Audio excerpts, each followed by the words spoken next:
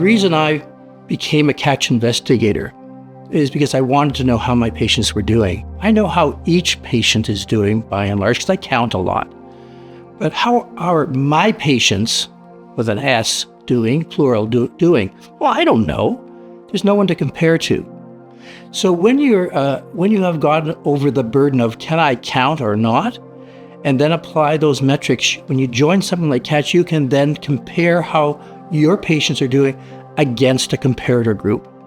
And kind of like a race to be the best you can be, because you don't know that you're being the best because you have no comparator, but being in CATCH has allowed me to be able to say, I think we can do a bit better than that.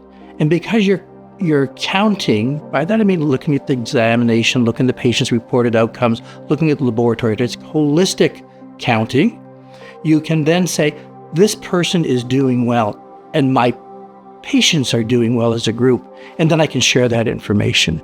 So I think what I'm really emphasizing is the need to count, not just saying, how are you doing? That's an important initial question, but then it requires deeper penetration and understanding. And that's where the patient-reported outcomes are really important. They're not a burden for me. They help me better understand the patient. So I think that helps us understand an individual's response to the treatment, because, for instance, their inflammatory disease goes away, but their osteoarthritis persists. For the individual, it's their arthritis, not their one or the other, because they both have pain.